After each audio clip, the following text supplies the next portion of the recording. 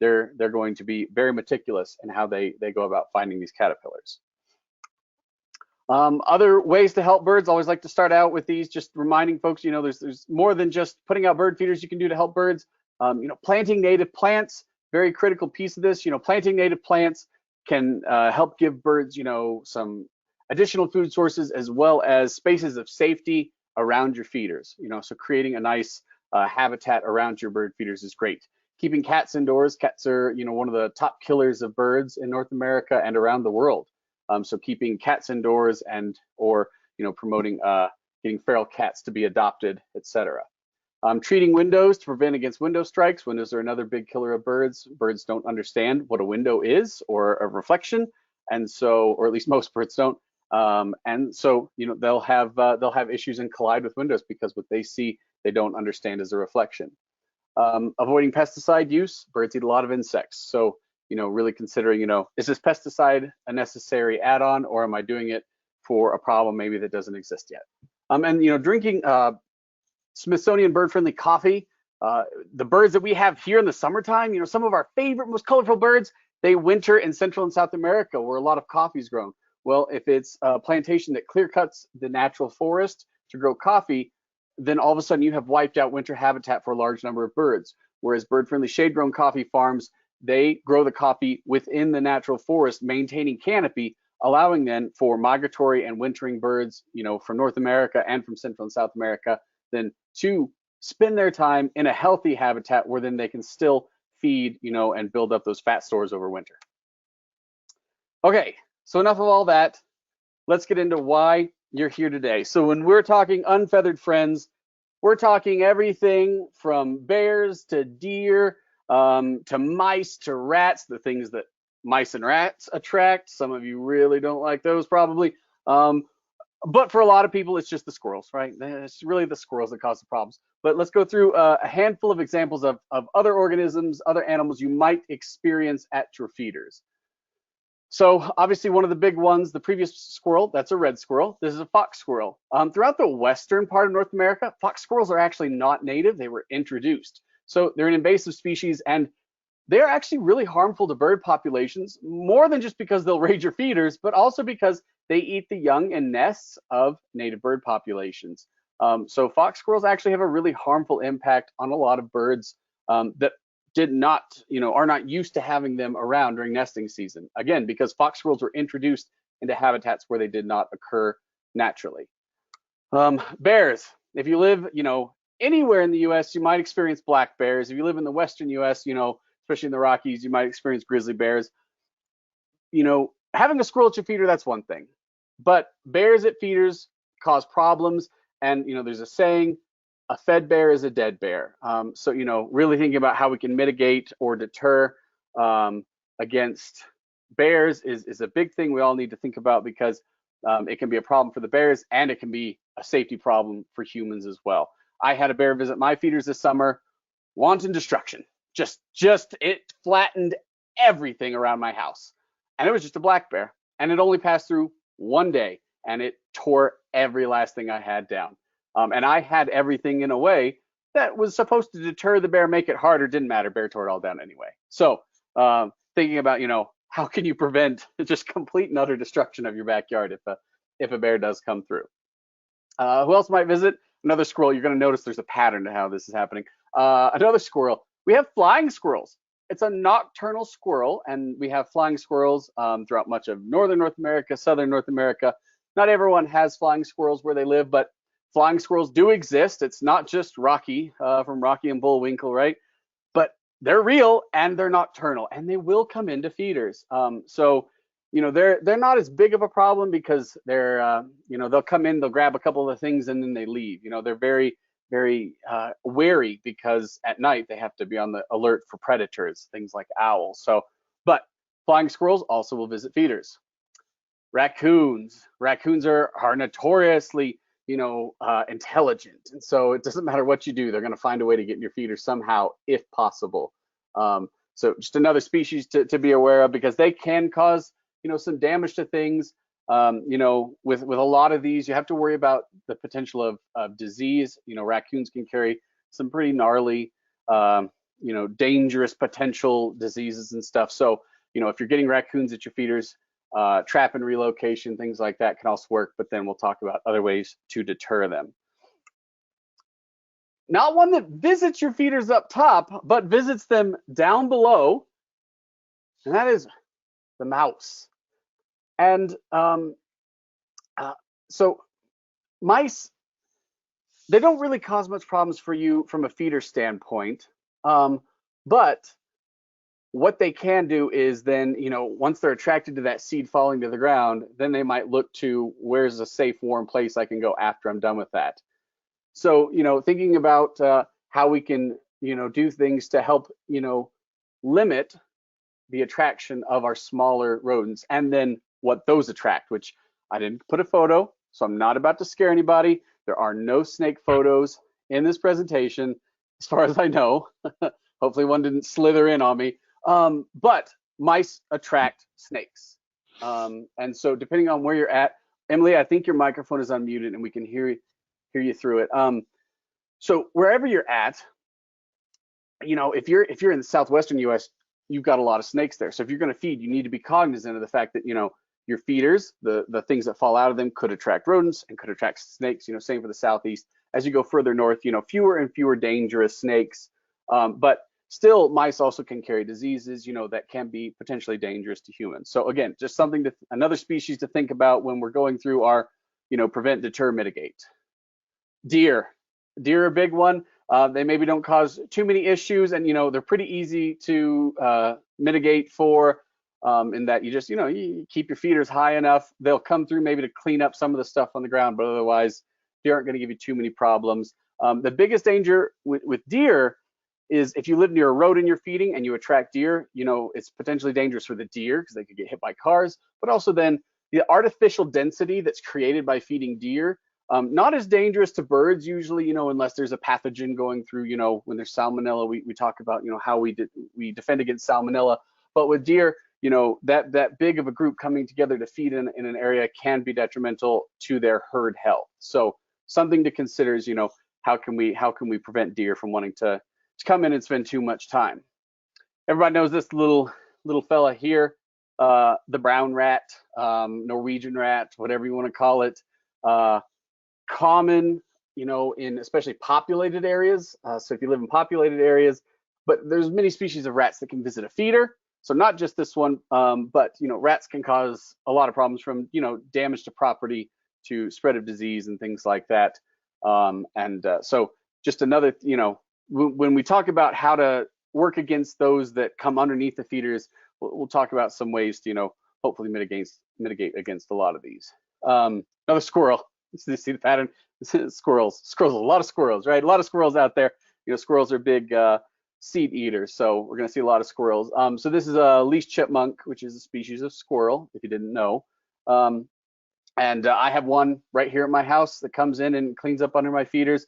Not a lot of big problems with these, other than, again, wherever you're at, small mammals can attract venomous snakes if you have venomous snakes nearby, or it can attract, other larger carnivorous organisms. So just be cognizant of that. If you have mice, voles, chipmunks, other squirrels, you might attract things like foxes and bobcats. And so then if you have pets, you need to be cognizant of the fact that you might attract larger predators in an area where maybe you normally feel like your pets are safe. So just be aware of that.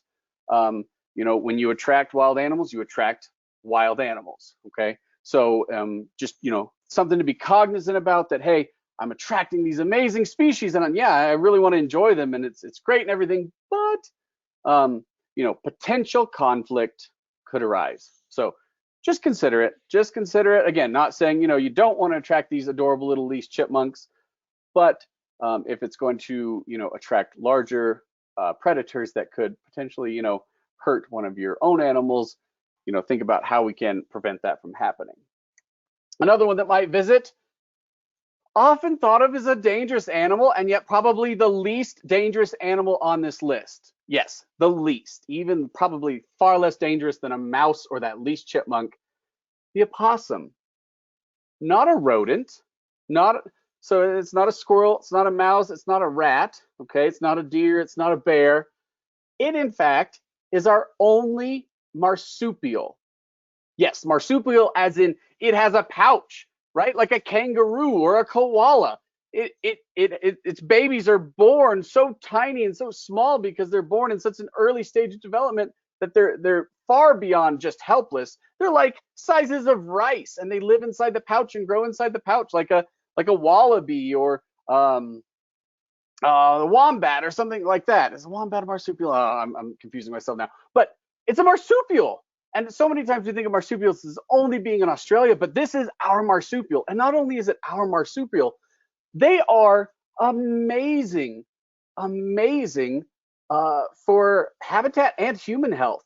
So in the East, the opossum is actually a major role player in the prevention and lowering of Lyme disease. They have a major impact in Lyme disease spread in that they help to reduce it.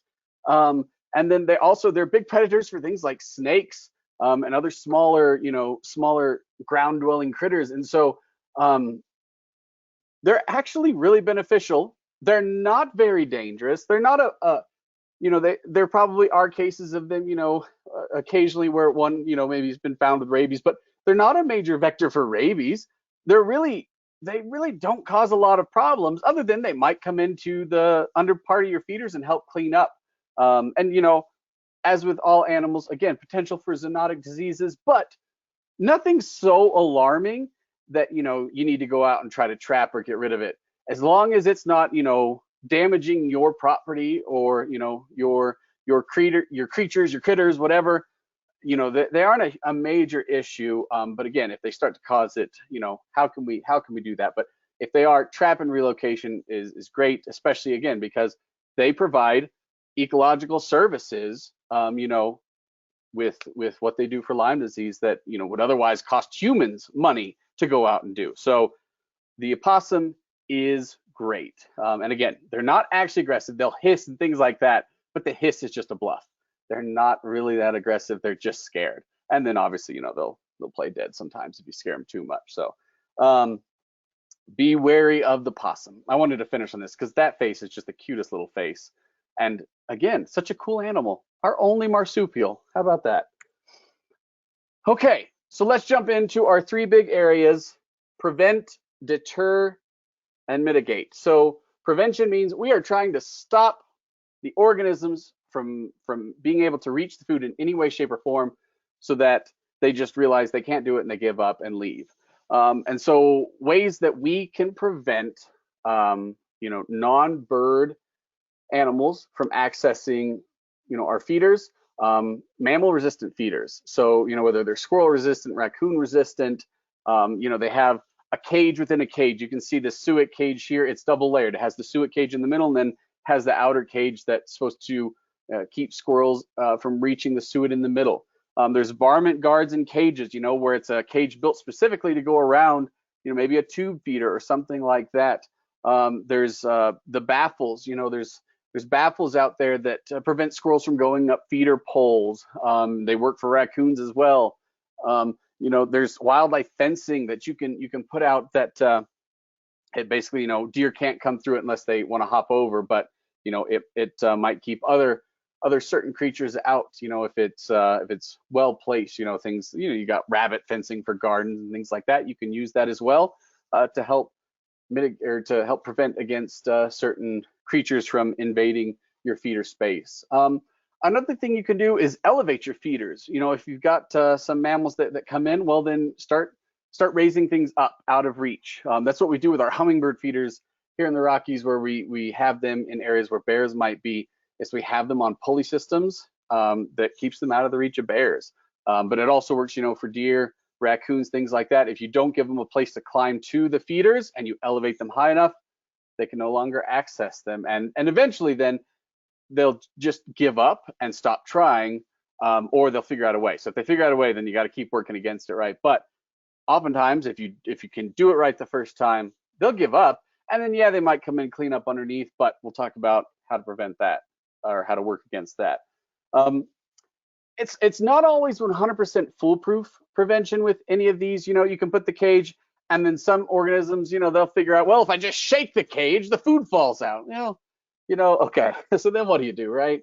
Um, it's not going to solve all your problems. Again, it's just going to make it difficult enough that maybe eventually the organisms give up on trying. If it's just too hard, it will just prevent them from coming back and trying to visit those particular feeders. And you can always put out a feeder just for the squirrels, in a separate part of the yard that is easy for them to access, but then it's not near the bird feeders, something like that. And they make, just squirrel feeders where birds can't use it, only squirrels and raccoons could. So you can check out stuff like that to encourage them to go somewhere else, not right near where all the bird feeders are. Some prevention methods can seem a little bit drastic. This is our tactical anti-bear bird feeder unit 2.0. So you can see this is made of thick iron and rebar and welded together and then held together with stainless steel carabiners. And it is our answer to a bear that was, you'll see in a little bit, climbing into a platform feeder, sitting in it and just cleaning it out every single night. Wasn't breaking anything, just kept eating, several pounds of seed a night. So we switched to this, and bear can't get it anymore. It can stick its tongue through the little holes in the bars, which is hilarious, but it can no longer access the seed as easily, and so it quit trying. It finally gave up on this one. It went to the other feeders and realized if it just shakes, we built these big PVC feeders, so thick PVC plastic that you'd use for like irrigating a crop field.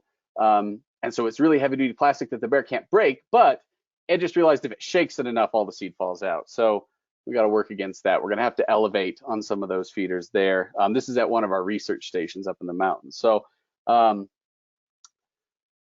so sometimes you go drastic and it still doesn't work. We initially tried this and we put it on a railing, and then the bear tore the whole railing down. So, so lesson learned, don't give the bear any way to tear anything down so that it can get to the feeder. So this is a drastic move, but it was effective. It was effective. Okay, so deterrence. So prevention means we're hoping to keep them out as permanently as possible so that they just give up.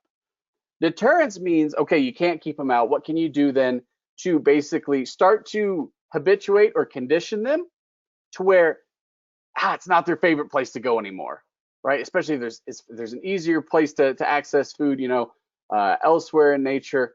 Go there because it's not as cumbersome, hindering. Thank you. Combine two words there, hindersome. I'm gonna start using that. So a couple things we can do.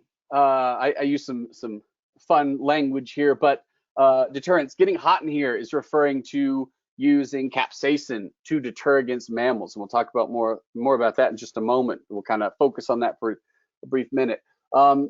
Quick visit to the water park means, a lot of people will use water guns because it's a nice deterrent. It's non-lethal. It doesn't actually cause any harm or injury, but still deters. Mammals don't like being sprayed with a water gun. That's one thing you can do. Some people, or you can also use motion-activated sprinkler systems that when something like a raccoon comes at night, sprinkler turns on and sprays them. And then they get used to that. Every time I go there, I get sprayed with water. Maybe they quit coming around. Works for deer and bears too. It's not foolproof. Again, it's a deterrent, meaning they will maybe still come in and eventually they might just say, you know what, I'll get sprayed, whatever. But it's supposed to start that habituation, that conditioning to this is not a fun place to be. So too loud in this club is referring to some people will use loud sounds to deter animals away, whether it's an air horn or music or what have you, dogs barking or just making sounds with your mouth. It's something you can try. It's not always the most effective. A lot of animals will get used to it. So, you can try it again as a deterrent, will not stop everything. Slip and slide, there used to be the suggestion that, you use grease to keep organisms off of things. Don't necessarily think that that's the best solution to this because baffles can prevent a lot of this. But if you are, make sure you're not using inedible greases.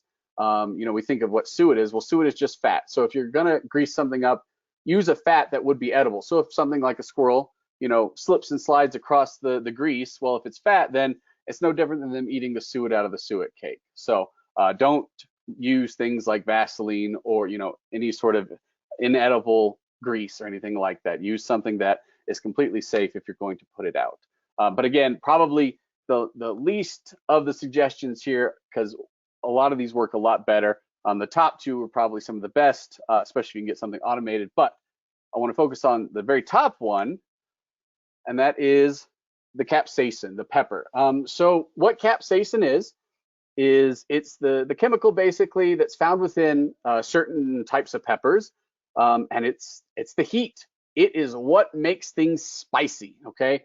And mammals can detect it and are agitated by it, whereas birds, sometimes they go from, doesn't bother them at all to some birds actually show a preference for it. And some birds eat wild growing peppers and their seeds in the wild. So, this is something that does not harm the birds. It does not even harm the mammals. It aggravates them, right? So whether it causes their mouth to heat up, or maybe they get a little bit in their nose and it's going to agitate their sinuses. Either way, what it does is it deters the mammals from that food, and you can habituate and condition them to then avoiding it. And so, it's found in cayenne pepper, a bunch of other peppers. You can buy seed that already comes with capsaicin oil, usually mixed into it already. You can buy capsaicin oil separately and add it to your seed and mix it up. But the big thing of this is it's a nice do-it-yourself thing that anyone can do at home by just going and buying cayenne pepper from the grocery store and sprinkling it over the tops of their seeds. And it, after a couple of times, the squirrels will start to avoid the seed that has it. And you might have to reapply a few times because it can get washed away by, rain or blown away by wind or, snow or what have you. So it's not something that's, it's an everlasting thing. That's why it's a deterrent, not a preventative method, because after a few times, you might keep those squirrels off of there for a while because they remember the negative experience they had with that feeder. And so it's something you can use. There's a variety of peppers, and chemicals that are found within peppers, but you can see capsaicin is very near the tops of the list of the chemicals found in certain peppers that is hot. And so you probably don't need to go anything above capsaicin. And you can see the cayenne pepper is about midway, somewhere between 25 to 50,000 in the Scoville heat units scale. Sometimes they're lower, sometimes they're closer to like 10 to 15. Kind of depends on you can buy different varieties of cayenne peppers. But you can try any of these peppers, and their derivatives to use, and the hotter it is, it might cause the more negative interaction with the bird seed, again reinforcing that deterrence. You go too hot, I cannot speak to if you're going too hot of a pepper, what the Carolina Reaper could do if a squirrel were to eat it. Might be a very bad interaction. So stick to some of these lower ones. Again, cayenne pepper, very reasonable, easy to access one because it does not harm the small mammals, but it does cause a negative interaction. So it's a great one to use. So it does not actually cause damage. Now there's you can talk about the difference between harm and injury. Does it harm them? No. Or injure them? Not in like the long-term lasting way. Does it cause agitation and aggravation? Absolutely. So it does not hurt them as much as it just really frustrates them and helps to keep them away. And so there's actually a paper published on this, and using capsaicin, cayenne specifically, it decreased visitation at feeders by squirrels. It decreased the frequency of visitation. And if you feed, right when you feed, if you put it out, then the squirrels, they're some of the first ones to come in, and they'll experience it, and it can help pretty immediately, and then they'll likely stay away for a while. Smaller squirrels, so like the least chipmunk you saw earlier, might not work against that, might not work against some rats, especially after it falls to the ground. A lot of that pepper can fall off. So it doesn't always work against everything, but it does work against our major squirrels: red squirrels, fox squirrels, gray squirrels, eastern, western, what have you. It does work against those, so it is useful there. Raccoons also not a fan of it. Neither are bears. However, bears will eventually just work past the heat. So can work against all of them, but it might not be a forever solution for all organisms. Something like a squirrel has such a short lifespan that it should work against, squirrels in your area for quite the long time. There's also some evidence out there to suggest that the use of cayenne pepper on seeds can actually prevent the spread of certain bacteria at feeders, namely one of our really, really gnarly feeder transmitted diseases. And cayenne pepper on the seed can actually help prevent that bacteria from being able to grow. So, hopefully there's future research and study on this, because just doing something as simple as sprinkling a little bit of cayenne pepper to prevent the spread of a feeder-borne disease would be a major win for everyone who loves feeding birds. So, hopefully more to this. We'll see what comes of it. But you can see birds don't mind it. That Steller's jay right there is eating a peanut, and you can see the cayenne pepper falling off of it. You can see the cayenne pepper in its mouth. That bird had already eaten 4 or 5 peanuts covered in cayenne pepper. And when the cayenne pepper's on it, the Steller's jays will eat a lot more of it. They seem to really enjoy it. And so I don't know if it's the color, if it's, if it has anything to do with the flavor or what it is, but it does not deter the birds, but does deter the mammals. And just a little bit more verification. Feeder covered in cayenne pepper. You can see that Steller's jay just did not care. Gonna keep eating them. You can see you can see the red pepper falling off of it. So really, really helps to deter the mammals without deterring the birds. They really still seem to enjoy it. Okay, so mitigation, this is the last one. So when we talk about mitigation, it's like a short term, or a way to maybe lessen the impact. So we're saying, all right, well, if you're getting squirrels and or mice or bears, what are things we can do?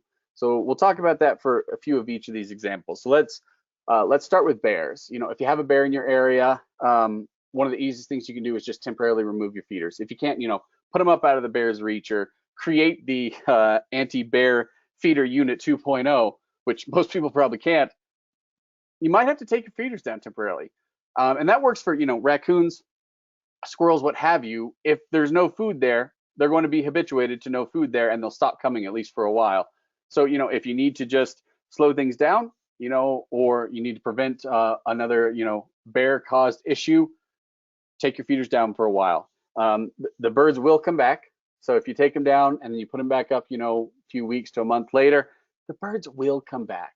And the mammals might come back too, which is why this is mitigation and not prevention or deterrence. So, but it might help to lessen your problem, especially if you're on like a regular cycle of it. So maybe, during the time of the year when, bears are passing from, where they've been feeding all summer, and they're heading, back up to wherever they're going to hibernate for winter. Take your feeders down during that time, because you have a pattern, a regular pattern, a cycle, and know, okay, this is the time of year when bears are around the most. One thing you can do to try with squirrels is changing seed.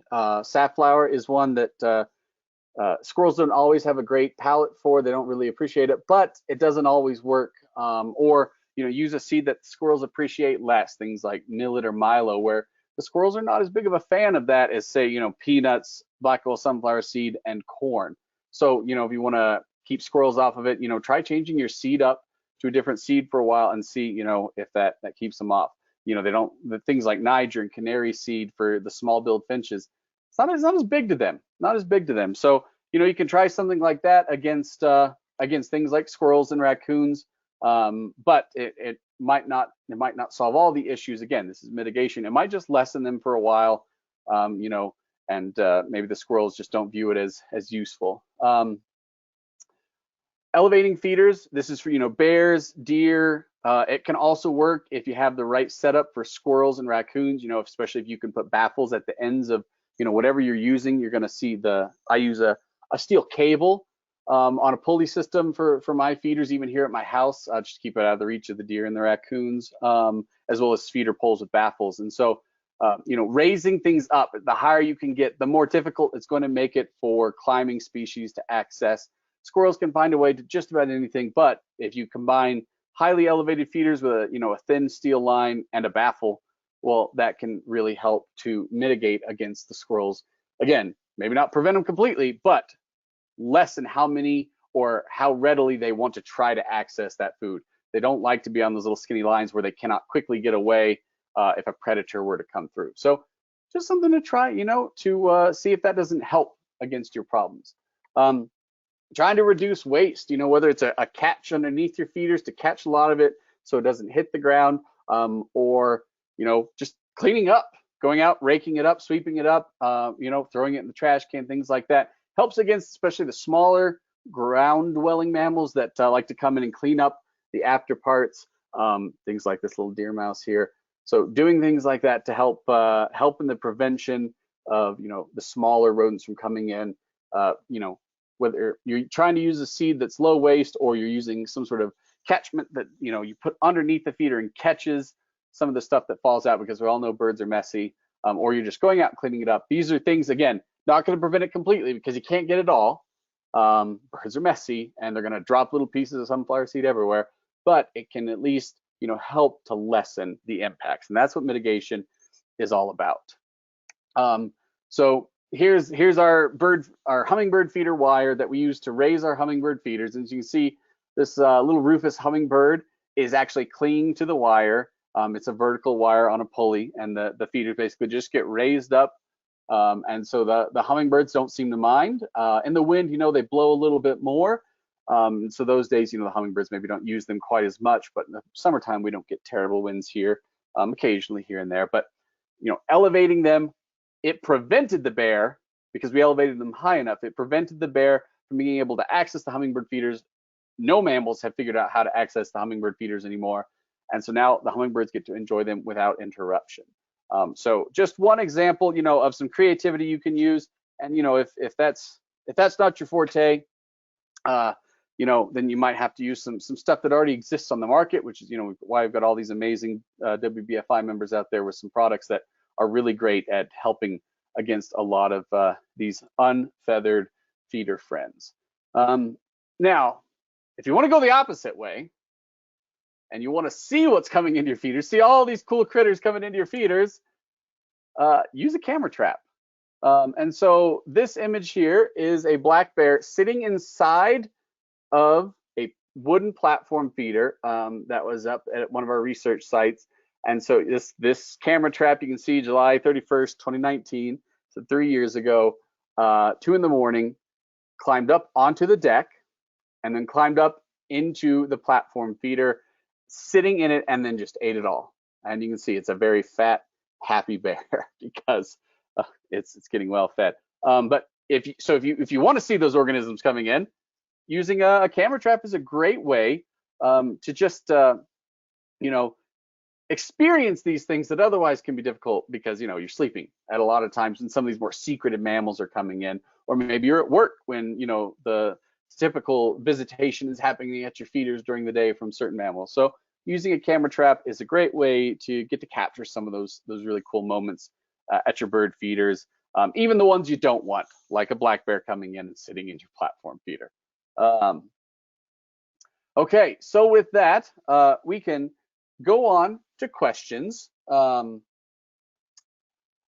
if you have any that you forget to ask here, or you want some more information on anything here, you can reach out in either of these ways and let us know. But with that, I will take some questions now. Oh, and don't forget, we have 2 handouts in the handout section. So make sure to check those out if you have not already gotten those. And Emily, do we have any questions? I am not seeing any questions here. Oh gosh, yes, I am. I am sorry. We had some trouble with the Facebook Live again, so I've been busy trying to get that figured out. Let's see.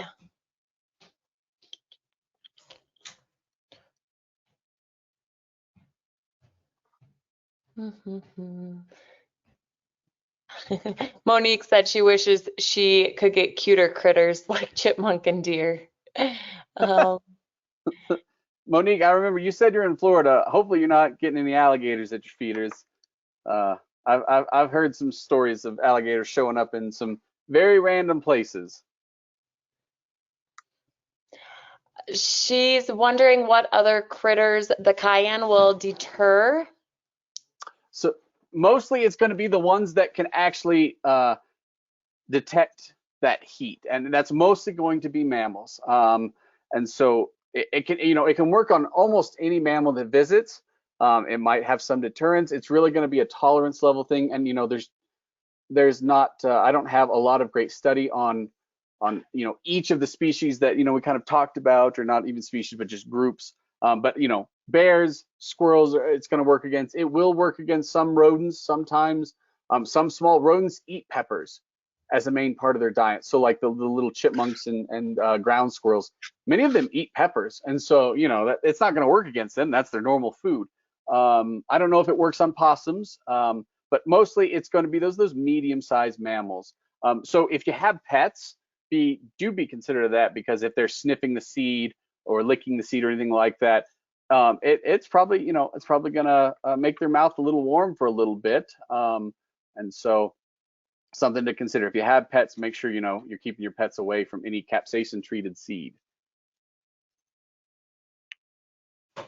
Okay, and she said that she saw a red-belly woodpecker mouth-feeding juvenile feeder and teach it on a suet feeder. So she just said that was a cool observation. Getting those red bellies right now with babies. That's for me here in Wyoming. Baby season is over, unfortunately. I'm not seeing any more baby birds other than the ones that are starting to look more like adults. No more parents feeding babies here. And she said no gators. Not at feeders. That's good. That's a good one to not have a problem with. But definitely, if you're getting rodents underneath, it can attract, venomous snakes. Something to be considerate about. So if you're getting rodents, see what you can do to try to prevent that from happening. You can trap and live relocate rodents as well. They make live capture traps that are really effective. That's how we catch small mammals when we're doing research on them. Is we actually use live traps, and that's what these are based off of. And you can get them, off of. You can probably get them in most home improvement stores if they're large enough, or off the internet, many websites off the internet. But great ways to help mitigate against your rodent issues, trap and relocating far enough away that they don't wander back, because they will if they're too close. Always make sure though you're not transporting and releasing non-native wildlife. So non-native wildlife, you definitely don't want to be relocating, especially out to a nature park or something. That is a big no-no in most legal systems. So be cognizant of that. Know what's wild and native and what's not native and invasive. Awesome, good to know. Another question. Although they're feathered friends, are there ways to deter hawks, other predator birds from feeders? The only way to do it is to have basically enough natural cover up and around that the hawks don't have a great opportunity to fly in to attack. Other than that, no. And we talked about that week one. If you remember, if you're going to put up feeders, you got to expect predators, and that's just how this works. You could try to build a gondola or something, something that over your feeders, that you can hang your feeders from, and it covers them from the tops and the backs, and the little birds can still pass through. But you're gonna limit what birds can come in. So then maybe bigger birds can no longer come in, and that might prevent things like cardinals and jays from coming in. But if it's big enough that a jay can go into it, it's big enough for a sharp-shinned hawk to go into it. So there's no great way. You can try those, but basically giving your small birds a chance to get away and protect themselves with natural, native habitat, native bushes and trees, that dense cover that they can dive into and hide. That's one of your best bets. And then, making sure good healthy chickadee population doesn't hurt either, because they warn everyone when there's a hawk in the area. Awesome. Is there food that can be set out that would be for unfeathered friends only that birds would not eat? You know, some veggies and fruits you could put out if you wanted to attract certain organisms. You should be cognizant of what you're trying to attract, and that it might attract other things as well. But yeah, you know, certain vegetables and fruits birds would have less interest in, but where maybe mammals would. You know, some small rodents like things like bones being out for calcium, and so squirrels, rabbits, things like that. Mice and rats do it too, though. Just beware. They like bones because they get their calcium. It's like a calcium supplement for them, and so you'll find chew marks on bones a lot of times that are clearly just little rodent chew marks, and we'll see them even in Pleistocene mammal fossils, right? Or well, some of them technically still have a lot of bone in them, but we'll see it in that even where, you know, rodents were gnawing on mammoth pieces. So you can put bones and things like that out, and the birds won't, you know, mind with that. If you want to do that for birds, use baked eggshells, chicken eggs. Make sure to bake them in the oven to kill any sort of bacteria that are being harbored on them. But then you can put out eggshells for wild birds. They'll use it as a calcium supplement as well. Just another thing you can do. Some feeds even come with a calcium supplement in them, so you can read about that. But you know, there's a lot of foods that birds won't eat, but then you have to be thinking about what other non-birds other than what I want is going to eat it. You know, leafy greens. Most birds aren't going to touch leafy greens. Waterfowl would, but you know, things like small mammals would love to eat up some leafy greens. Awesome. And I think that is all we have as far as questions go. Okay. So I grabbed the camera from you, maybe.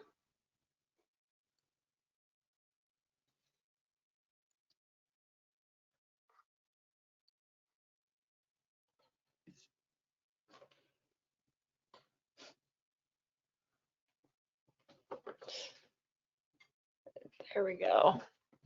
All right. Thank you so much, Zach, for sharing your knowledge on this topic with us.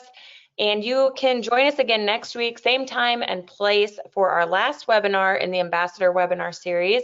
We will be discussing community science in action, where ambassadors will receive training on using eBird, iNaturalist, and other community science tools to further their feeder impact.